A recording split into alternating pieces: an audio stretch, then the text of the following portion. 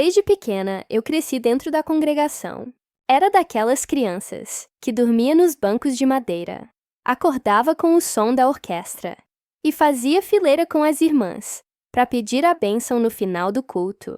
Minha mãe era organista, meu pai cooperador. A fé para mim não era só religião, era parte da minha identidade. Aos 19 anos, comecei a buscar a Deus com mais intensidade, pedindo direção para o casamento. Sempre fui muito reservada. Nunca fui de namoricos, nem de conversinhas paralelas. Minha oração era clara: Senhor, prepara alguém que te sirva mais do que a mim, alguém que te ame primeiro. Foi nessa época que ele apareceu. Era novo na congregação da vila ao lado. Veio transferido com carta, pois já era cooperador de jovens, e logo depois foi levantado ao ministério como diácono. Era bonito, sim, alto, elegante, cabelo penteado certinho pro lado. Mas o que mais chamava atenção era o jeito que ele orava. Tinha uma reverência, um quebrantamento. Parecia que a presença de Deus o cercava constantemente. Quando ele subia no púlpito para dar saudação ou recolher a coleta, as irmãs suspiravam. Eu tentava não olhar, claro, mas era impossível não notar como ele se destacava, não por vaidade, mas por algo que parecia vir de Deus. Começamos a conversar de forma respeitosa, tudo dentro da doutrina. Ele sempre foi muito educado, cuidadoso nas palavras, firme nas convicções. Dizia que seu sonho era ter uma casa, com culto doméstico todos os dias. Filhos ensinados, desde o berço na palavra. Uma esposa que servisse ao lado dele, nas visitas e orações. Era tudo que eu sempre quis. Os irmãos ficaram felizes. O ministério também. Era o tipo de casal que dava gosto de ver junto. 2 jovens sérios, tementes, comprometidos com a obra. O namoro foi rápido e santo. Em menos de 1 ano, já estávamos casados. No nosso casamento, lembro de olhar para ele no altar e pensar: obrigada, Deus, o Senhor me deu um príncipe. E realmente, no começo, ele foi, nos primeiros meses. Era um esposo atencioso. Fazíamos jejum juntos. Estudávamos a palavra. Recebíamos irmãos em casa. Ele orava antes de sair para trabalhar. Me chamava de vaso de Deus. Me fazia sentir especial, escolhida. E quando pregava nas reuniões, eu me emocionava. Meu Deus! Eu pensava, que honra é ser esposa de um homem assim. Minhas amigas diziam que eu era sortuda.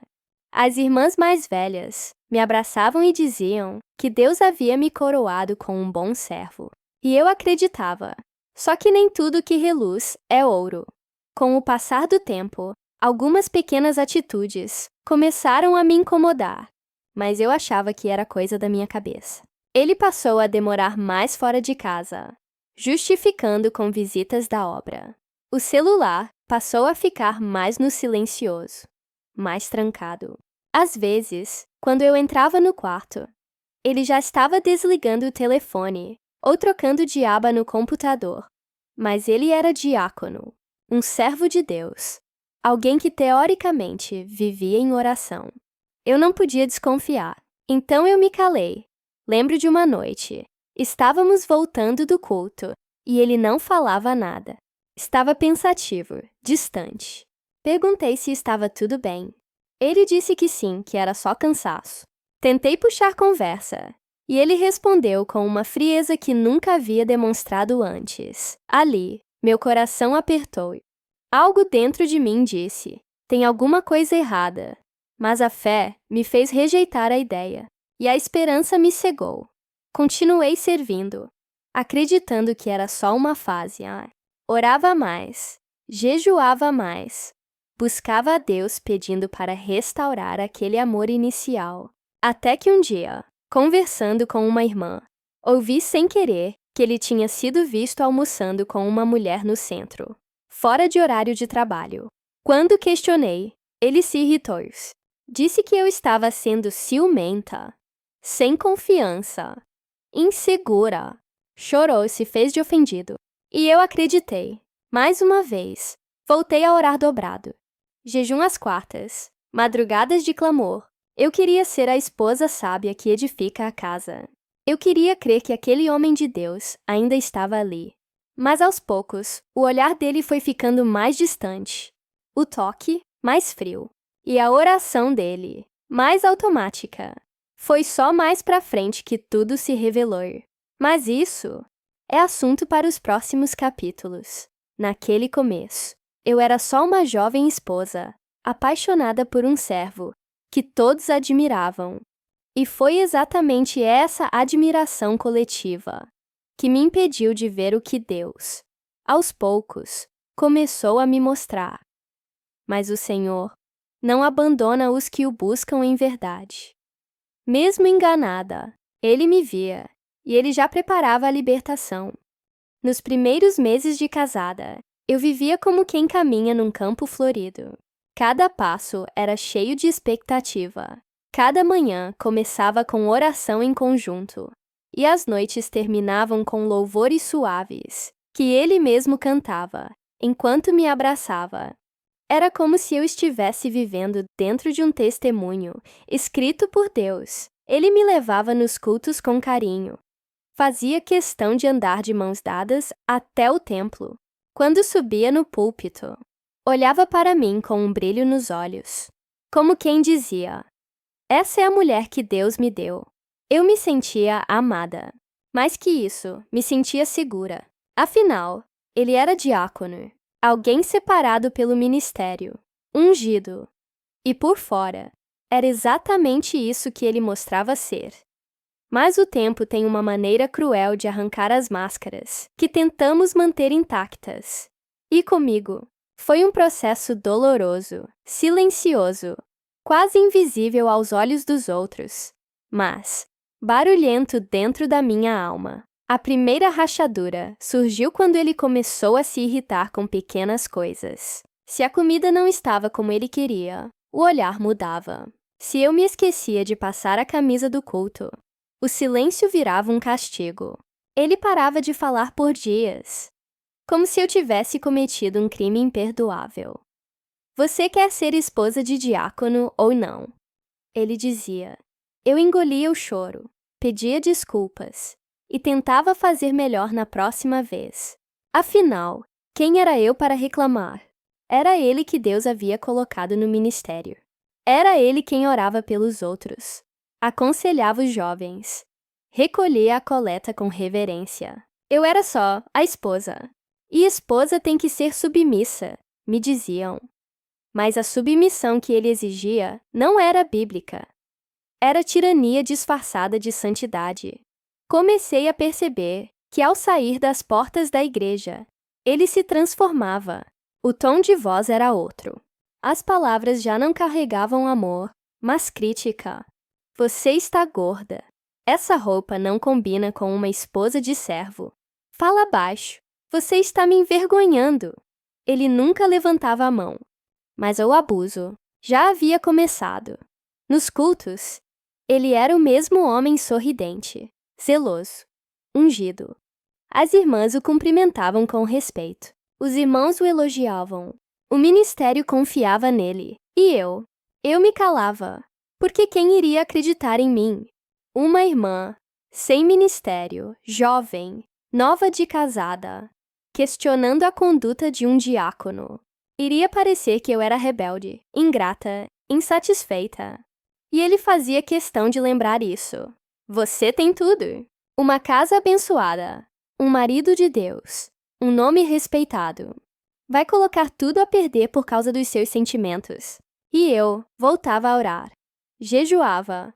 Buscava a Deus como nunca. Mas o céu parecia fechado. Até que um dia, durante o culto de jovens, ele subiu para dar uma saudação. E ali, diante da igreja cheia, ele falou algo que cortou meu coração como faca. Disse: tem esposas por aí que vivem dentro da igreja, mas são instrumentos do inimigo em casa. Querem controlar, querem ser a cabeça, mas esquecem que o homem é o sacerdote. Ele não citou nomes, mas o olhar dele veio direto para mim. Naquele dia, fui ao banheiro chorar escondido. Uma irmã me encontrou, perguntou se eu estava passando mal. Sorri e disse que era só cólica. A verdade era dor na alma. A máscara dele começou a cair dentro de mim.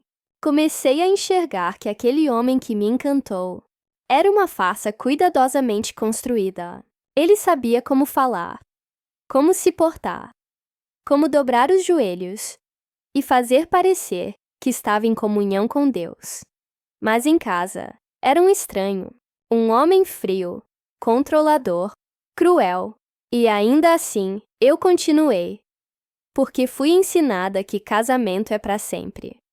Porque na minha mente, se eu desistisse, seria uma fraca na fé, uma escandalosa, um tropeço na vida de um servo. Mas Deus começou a me dar sinais.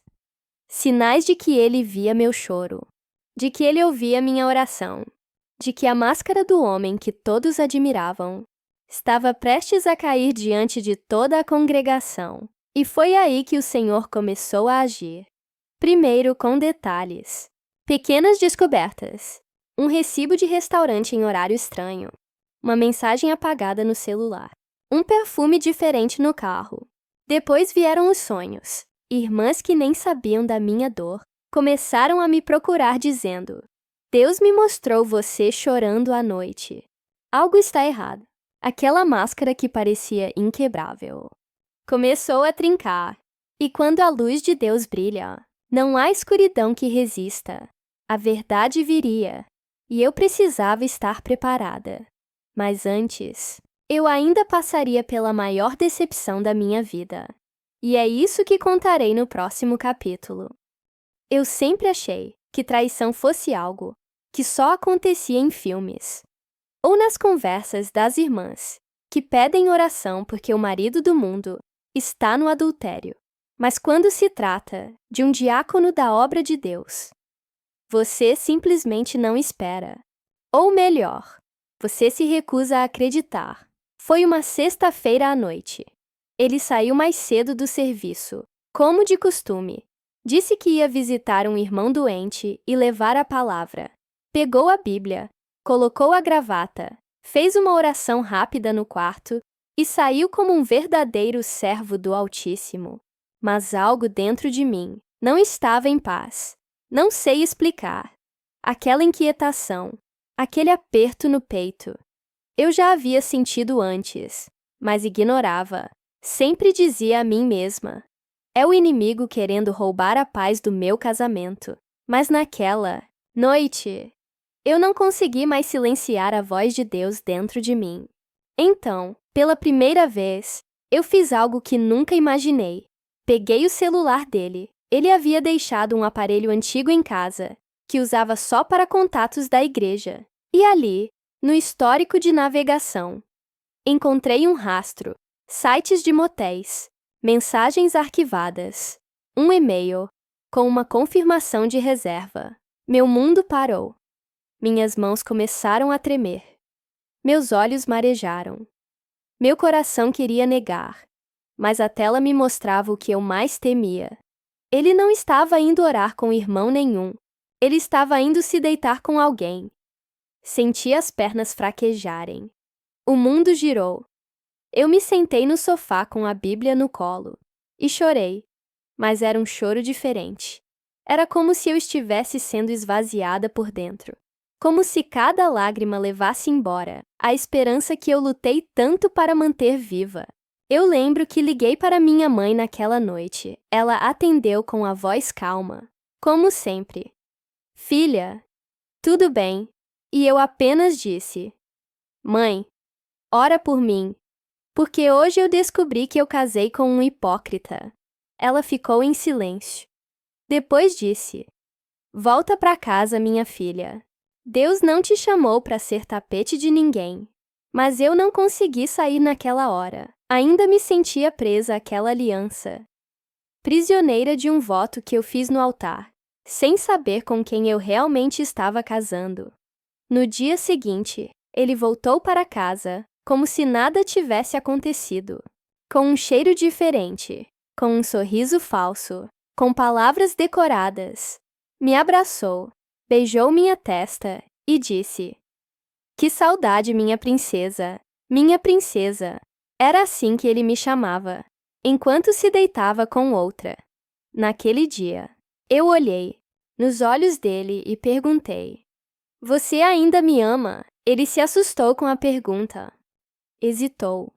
"Que pergunta é essa? Só responde, por favor." "Claro que amo. Você é minha esposa, a mulher que Deus me deu." Mas ali, naquele instante, eu já sabia. Tudo o que ele dizia era ensaiado. Então, no domingo, fui ao culto. Sentei no banco da frente como sempre, mas dessa vez, com o coração em pedaços, ele recolheu a coleta, subiu ao púlpito, leu o Salmo 101. Andarei com integridade de coração dentro da minha casa. E eu me perguntei: será que ele sabe o que está lendo? As lágrimas desciam pelo meu rosto. Uma irmã do lado achou que era a presença de Deus. Mal sabia ela que era a dor de uma alma traída, envergonhada, ferida. E como se não bastasse, naquela mesma semana, uma irmã me chamou no canto, após o culto. Ela hesitou, mas falou: "Irmã, me perdoe, mas preciso te contar algo. Seu esposo tem passado aqui na rua da minha amiga, e ela já viu ele entrar numa casa, que não é de nenhum irmão." Aquilo foi a confirmação final. Já não era mais suspeita. Era certeza. A máscara havia caído. O diácono, o homem de terno e Bíblia, era um mentiroso. E pior, um adúltero. E o que mais me doía é que eu sabia que na igreja ninguém acreditaria em mim, porque ele era bom com as palavras. Ele era carismático. Ele era de Deus, mas eu sabia a verdade. E Deus também. Então, naquela noite, eu fui ao meu quarto, dobrei meus joelhos e gritei. Não foi uma oração silenciosa. Foi um grito da alma. Deus, tira essa máscara. Mostra para tua igreja quem ele é de verdade. Eu não queria vingança, eu queria justiça, porque eu não aguentava mais viver uma mentira. E foi ali, naquela oração rasgada, que senti algo diferente. Uma paz que me dizia: eu vi tudo, e eu vou agir. Mal sabia eu que a justiça de Deus viria mais rápido do que eu imaginava, e com tanta força que abalaria toda a congregação. Mas isso é o que conto no próximo capítulo.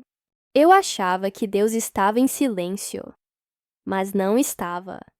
Naquela madrugada em que eu me ajoelhei com o coração rasgado, eu entreguei nas mãos dele tudo o que eu não conseguia mais carregar. Eu entreguei minha dor, minha vergonha, minha revolta e também o destino do meu casamento. Por alguns dias, tudo ficou como antes. Ou melhor, ele continuava fingindo. Continuava orando nos cultos, recolhendo as coletas, lendo os salmos como se fosse um vaso usado por Deus. Mas dentro de mim, algo havia mudado. Eu não o temia mais. Eu não tinha mais medo de ficar sozinha, nem da opinião dos irmãos, nem do que o ministério poderia pensar. Eu estava cheia da dor, sim, mas mais cheia ainda da convicção de que Deus era comigo. E foi então que aconteceu. Era um sábado de manhã. Eu estava lavando roupa quando o telefone da congregação tocou. Era a esposa de um cooperador conhecido da nossa comum. Ela me ligou chorando. Irmã, me perdoa. Eu lutei contra isso. Eu orei muito antes de te falar. Mas hoje Deus me apertou. Meu esposo descobriu que o seu marido, ele foi visto com uma mulher que se diz convertida, mas que não frequenta culto nenhum. Os dois entraram juntos num hotel da cidade vizinha. E agora? A foto vazou. Meu coração parou por um instante. Uma foto. Ela continuou.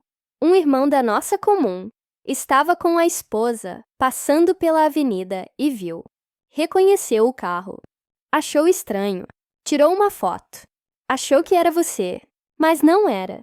Eu pedi para ela me mandar, e quando a foto chegou, ali estava ele, de terno, mas sem o paletó, ao lado de uma mulher de vestido apertado, salto alto e cabelo solto. Não era já a aparência de uma irmã, e muito menos a de uma mulher da obra. Era escancarado. Era adultério exposto. E agora, com provas, eu chorei, mas não de tristeza. Era um choro misturado com alívio, porque finalmente Deus tinha mostrado o que estava escondido. O véu foi rasgado, e eu sabia. Não dava mais para continuar fingindo. Fui até o ministério.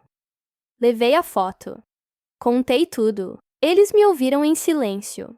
Alguns irmãos ficaram pálidos. Outros tentaram disfarçar o espanto. E um deles, com lágrimas nos olhos, disse: Irmã, perdão. Perdão por nunca termos percebido. Perdão por termos te tratado como se você fosse apenas a esposa do diácono. Você é uma serva, e Deus te honrou. Na semana seguinte, ele foi chamado para uma reunião. Tentou se justificar. Disse que era calúnia. Mas diante das provas, não havia mais o que esconder. Ele foi afastado. E o pior, caiu em desgraça pública. Os irmãos comentavam, as irmãs choravam, os jovens ficavam em choque. Como podia? O homem que tanto pregava contra o pecado vivia na prática da mentira. Foi um escândalo. Mas eu não me alegrei. Não. Senti prazer na queda dele. Senti dor. Porque uma parte de mim ainda queria crer que tudo era um pesadelo. Que ele ia se arrepender. Que ia voltar com lágrimas. Que ia restaurar. Mas isso não aconteceu. Ele não voltou. Ele não pediu perdão. Ele fugiu. Simplesmente sumiu da cidade. E eu fiquei ali, com a casa vazia, com o banco da frente da igreja sem companhia, com um anel que já não brilhava mais no dedo, mas com o coração cheio da certeza de que Deus me ouviu e que a justiça dele nunca falha. Muitos irmãos vieram até mim. Depois, alguns me abraçaram, outros pediram perdão. Teve uma irmã que me disse algo que eu nunca vou esquecer. O Senhor não te expôs. Ele te protegeu. Essa frase ficou gravada na minha alma. Porque, de fato, se Deus quisesse me expor, Ele teria deixado que tudo viesse à tona de forma escandalosa. Mas não. Ele agiu com justiça. E também com misericórdia. Hoje, quando eu subo no púlpito para cantar com o coral, muitos olham para mim com outros olhos. Não com pena, mas com respeito. Porque sabem que ali não está apenas uma irmã abandonada. Está uma mulher que decidiu crer na fidelidade de Deus, mesmo quando tudo à sua volta parecia injusto. E ainda há capítulos a serem escritos nessa história. Porque o Deus que me sustentou até aqui ainda tem promessas para cumprir. Depois de tudo o que vivi, eu poderia ter escolhido me isolar, me fechar para a vida, para a comunhão, até mesmo para o amor. Mas sabe o que é mais lindo em servir a Deus? É que Ele não deixa nenhuma história terminar na dor. O fim que o inimigo planeja, Deus transforma em recomeço. No primeiro culto após o escândalo, foi difícil entrar pela porta da frente. A vergonha ainda tentava me alcançar, mesmo eu não tendo culpa alguma. O olhar das pessoas me assustava. Eu tinha medo que enxergassem em mim uma mulher rejeitada, fracassada, a esposa do diácono infiel. Mas ali, no banco das irmãs, ao lado das minhas companheiras de fé, eu encontrei consolo. Uma delas segurou minha mão durante a oração e, com lágrimas, sussurrou: Hoje o Senhor vai tratar sua alma. E tratou mesmo. A palavra foi direto no meu peito. O cooperador, sem saber de nada, abriu em Isaías 61 e leu: Aos que choram em Sião, lhes darei uma coroa, em vez de cinzas. óleo de alegria em vez de pranto, manto de louvor em vez de espírito angustiado. Eu chorei o culto inteiro. Foi como se Deus me dissesse: eu vi, eu sei, e eu estou escrevendo um novo capítulo. A partir dali, minha vida começou a ser restaurada. Não da noite pro dia, não com mágica, mas com amor, com fé, com passos pequenos e constantes. Comecei a cuidar mais de mim. Voltei a cantar nos cultos com alegria verdadeira, não apenas por hábito. Passei a frequentar mais os cultos de jovens e menores, levando minha história para outras moças, como alerta, mas também como esperança. Recebi convites para testemunhar em outros bairros. Não contava detalhes, mas falava da fidelidade de Deus diante da traição. E isso curava não só quem ouvia, mas a mim também. Foi nessa fase que entendi algo poderoso. O Senhor não apenas nos livra, Ele nos restaura com propósito. As cicatrizes não desapareceram, mas se tornaram marcas de guerra vencida. As noites mal dormidas foram substituídas por madrugadas de oração e louvor. E o sentimento de rejeição foi esmagado pela certeza de que eu sou amada por um Deus que não trai, não mente e não abandona. Muitos achavam que eu iria sumir da igreja, mas eu permaneci. E quanto mais eu permanecia, mais o Senhor me honrava. Recebi bênçãos que nunca pedi. Portas que jamais imaginei se abriram. Até a vida profissional mudou. Conquistei promoções no meu trabalho, onde antes me sentia desvalorizada. Colegas que sabiam da minha dor passaram a me respeitar ainda mais.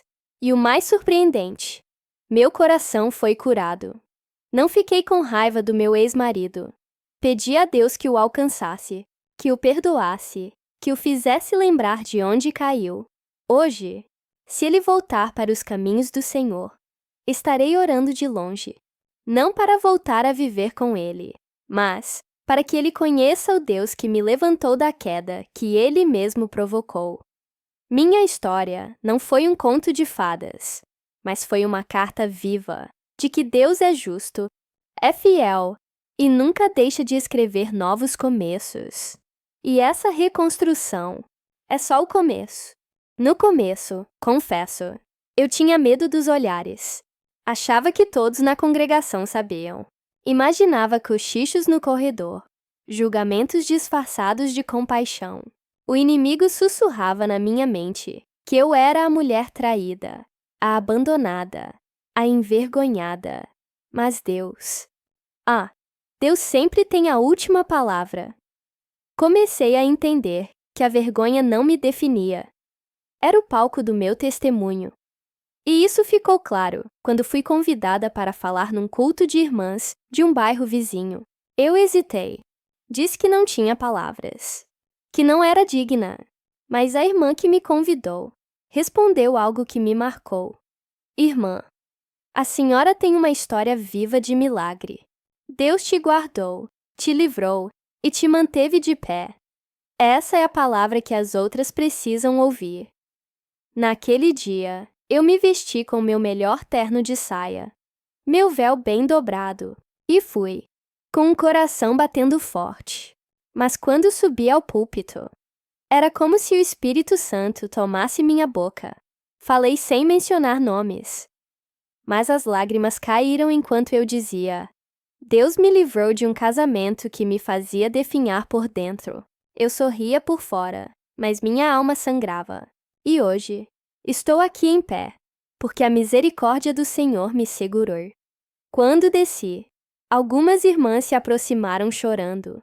Uma disse: eu também estou vivendo isso. Só Deus sabe. Mas agora eu creio que posso sair dessa. E naquele momento, tudo fez sentido. A vergonha virou semente de cura para outras. A dor virou ferramenta de consolo. E os mesmos que antes me olhavam com desconfiança, agora me respeitavam com temor. Porque não é sobre a nossa reputação. É sobre a glória de Deus, que resplandece mesmo na tragédia. Deus foi me usando aos poucos. Me chamou para testemunhar em outros cultos, inclusive de jovens e menores, e onde eu achava que era o fim da minha utilidade. Ali foi o recomeço do meu ministério silencioso. A irmã, que todos pensavam que se calaria, se levantou com mais autoridade. Porque quem é tratado por Deus fala diferente. O Senhor me ensinou a não responder com palavras, mas com postura. Enquanto muitos esperavam que eu recuasse, eu continuei, sem fazer escândalo, sem buscar vingança, apenas permanecendo. E isso, por si só, já era um testemunho. Hoje, quando olho para trás, vejo que a vergonha foi só o pano de fundo. A história real era o milagre da restauração. E Deus me levantou diante dos que pensavam que eu cairia. E o melhor, sem precisar provar nada para ninguém. Porque quando Deus te justifica, ninguém pode te condenar. Foi num fim de tarde comum. Eu estava lavando a louça, com um louvor baixinho tocando no rádio, quando o telefone tocou. Era um número que eu conhecia muito bem, mas que não aparecia há meses. Meu coração disparou. Do outro lado da linha, era ele. A voz que um dia me feriu com palavras frias. Agora estava embargada, trêmula, quase irreconhecível. Irmã, eu errei. Me perdoa. Eu fui cego. Perdi tudo. Eu queria voltar. Na hora, minha alma silenciou. Não por falta de sentimentos, mas porque o Espírito Santo já havia me preparado para aquele momento. Eu não estava com raiva. Também não estava com saudade. Eu estava em paz. Pela primeira vez, entendi o que é estar em paz com o passado. Deus já havia me curado. Já havia me mostrado que aquele capítulo estava encerrado. Eu tinha chorado demais para voltar para um ciclo de dor. E ali, com firmeza e mansidão, respondi: que Deus tenha misericórdia de você. Eu já te perdoei. Mas voltar? Isso não faz mais parte do que Deus tem para mim. Ele insistiu. Disse que sabia que tinha errado. Que a outra mulher havia destruído a vida dele. Que ele tinha perdido posição, amigos e até a própria casa. Mas naquele momento, eu não vi um arrependido buscando conserto com Deus. Vi alguém colhendo as consequências do próprio caminho. E eu estava em outro lugar. Espiritualmente, emocionalmente, ministerialmente. Eu não precisava de um retorno. Eu precisava permanecer naquilo que Deus já havia me dado. Cura, liberdade e propósito. Muitos me perguntaram, depois, se eu não tive vontade de voltar, de tentar de novo. Afinal, tínhamos uma história. Mas sabe o que aprendi? História não é desculpa para viver preso no passado. Deus não me fez passar por tudo aquilo para eu retornar para o mesmo cativeiro. Quando Deus abre uma nova porta, voltar atrás é desacreditar do que Ele fez. Na igreja, continuei servindo, mais madura, mais forte e mais consciente do meu valor como mulher de Deus. Outros irmãos souberam que Ele tentou voltar. Alguns até acharam que eu deveria dar uma nova chance, mas aprendi que perdão não é reconciliação. Perdoei, mas a porta que Deus fechou. Eu não tentei forçar a maçaneta. Hoje, ele é uma lembrança distante. E eu, uma mulher restaurada, um testemunho vivo de que não precisamos voltar ao Egito depois que atravessamos o Mar Vermelho. Eu não precisei gritar, nem provar nada. Deus mostrou quem era quem. E agora, vivo não com o peso do que me fizeram, mas com a leveza do que Deus me deu depois que tudo desmoronou. Se tem uma coisa que aprendi no meio dessa dor toda, é que nenhuma mulher de Deus precisa carregar o rótulo da traição, da humilhação ou da vergonha. Você não é o que te fizeram. Eu passei noites em claro, orando sozinha, de joelhos no chão frio da cozinha, enquanto ele dormia em outra cama. Eu fui chamada de exagerada, de histérica, até de louca. E tudo isso enquanto ele sorria nos cultos e cumprimentava os irmãos com a paz de Deus. firme e convincente. Mas hoje, quando olho no espelho, não vejo uma vítima. Vejo uma sobrevivente. Vejo uma filha amada de Deus, que foi resgatada de um abismo emocional e espiritual. Uma mulher que descobriu que sua identidade não está no olhar dos outros, nem nas palavras de um homem, mas no sangue de Cristo. Demorou para entender que não foi minha culpa, que a infidelidade dele não era reflexo da minha falha, que a covardia dele não era resposta à minha entrega, que a violência dele não anulava o meu valor.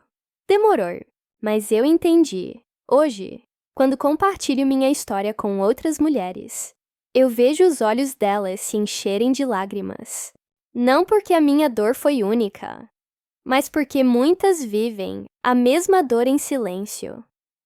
E quando eu conto que Deus me libertou, elas sentem esperança, porque se Deus fez por mim, Ele faz por qualquer uma. Hoje eu falo sem medo, sem vergonha, sem peso na alma, porque tudo que vivi foi permitido por Deus, para que eu fosse voz para quem não consegue mais gritar. Eu falo para mulheres que ainda estão no meio da tempestade. Você não está sozinha, e você não precisa aceitar isso como sua cruz.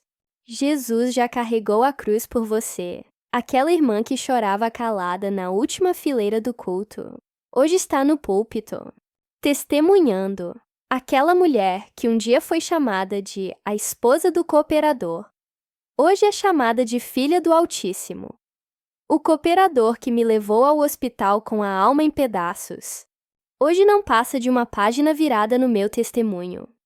Porque quem escreveu a última linha da minha história não foi ele, foi Deus. E ele escreveu com sangue, amor e libertação. Hoje eu sou prova viva de que Deus restaura, cura, levanta e devolve a dignidade. E é por isso que digo com toda a convicção: você não é o que te fizeram. Você é o que Deus está te formando para ser.